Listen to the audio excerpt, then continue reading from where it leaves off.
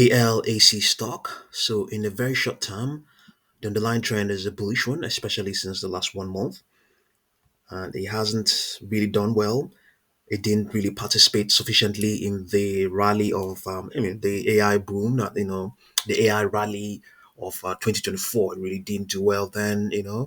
Over the last 6 months, yes, at least performed better than the S&P 500. You know, and over the last 1 month as well, you can see that. You can see the comparisons, but yeah, 2024 wasn't that fantastic for the company. It was just much later towards the end of the year that it began to do well, a lot better than the broader market. Last 1 month as well has done far better. So this is its 4 hour chart. We have as things stand right now. What do we have? We don't have upper projections. We have rather down projections, 731.1. Higher prices are ultimately being extrapolated. It's volatility has been in place, especially since last Friday. It has you can see it's gone from 7. It added if you like $100 to its value. $100 out of 800 will be what? Let me see what I can find out. Let's see. Yeah, it's added 14% since last 1 week. Since the last week.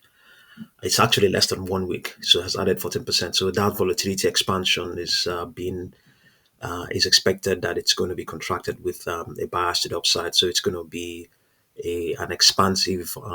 It's going to be an accumulative expansion, an accumulative contraction that is being expected. If you come to its daily chart, let's see.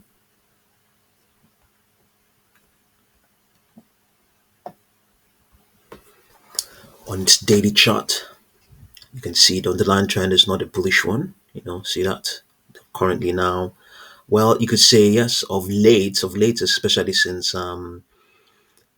well, just exactly since the last Friday, the 200-day moving average has stopped to slope bearishly downwards, has just stabilized because of this volatility expansion, especially with what has been going on since, but especially of late as well, especially with this 14-15% spike it has printed of late. So it has now ensured that the 200-day moving averages has stalled. Its decline has stalled, at least paused. So here on its daily chart, we have a consolidation. It's going to be it's consolidation of the same expansion, but it's not. It's not. It's not.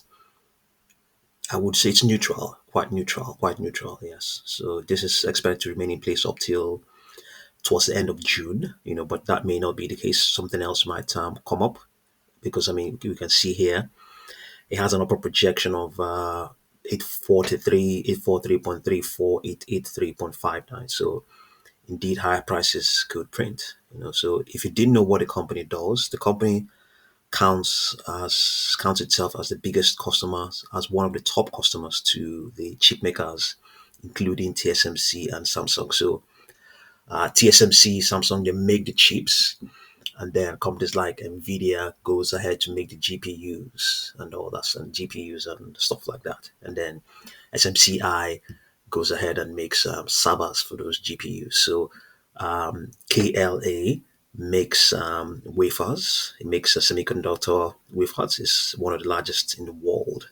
It specializes in the market segment of semiconductor process control, wherein machines inspect semiconductor wafers during research and development and manufacturing for defects and verify precise measurements. In this section of the market, KLA holds a majority share. It also has a small exposure to the etch and deposition segments of the wafer fabrication equipment market. Okay, so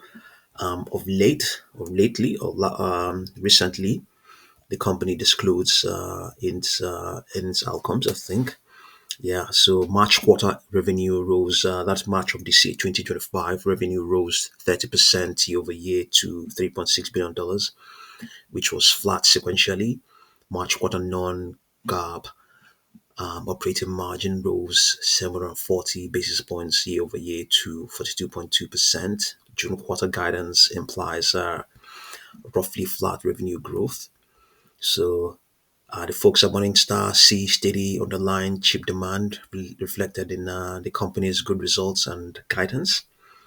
They also believe a strong artificial intelligence investment is continuing to drive chip equipment purchases and offer an offsetting headwinds from restrictions at Chinese customers. So the company quantified a 100 basis point gross margin headwind in coming quarters arising from tariffs between the US and other countries, primarily China. In the short term, the folks at Morningstar don't anticipate a meaningful demand impact from tariffs and see the costs headwind as short to medium term. The management of the company expects China revenue to decline 20% in 2025, in part due to recent trade restrictions, and things have changed now. So they expect cutting edge AI chip demand for customers like TSMC to be more offset to offset this headwind. So bottom line, they're maintaining their $670 fair value. For the company has a wide moat, so they expect stable demand in the short term and retain their thesis for strong growth and outperformance over the underlying chip market in the long run, and shares look fairly value to them. So yeah, the company has a wide moat, meaning that it's not easy for competitors to come in and take advantage or begin to compete with it. Okay, the stock has outperformed its peers so far in 2025, leaving shares fairly valued while peers look cheaper to them.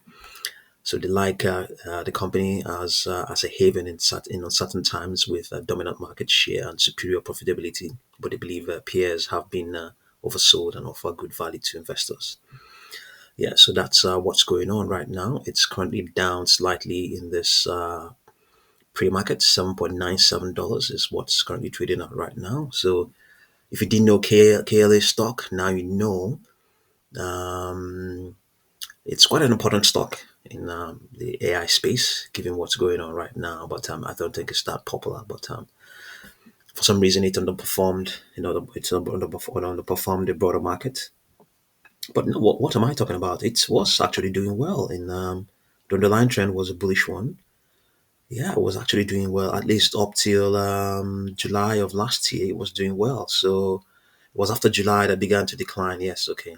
It was after July that it began to decline, and picked up the pace from late December. So maybe it's a cyclical thing. It hasn't really picked up the pace. Attempted to pick up the pace. Got a rejection in February, but has since broken through all of those. So see what you make of KLAC stock, and thank you very much for watching this video.